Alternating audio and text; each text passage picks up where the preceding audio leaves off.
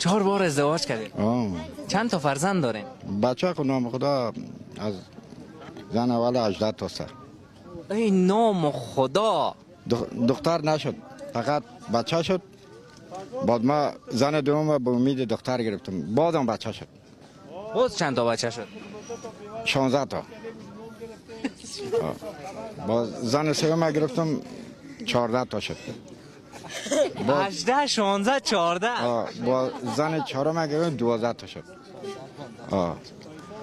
دو دیگه نم بیخی امیال حسابشان یادم میره که نواسک واسک میکاسه لقک در خیلی زیاد هست.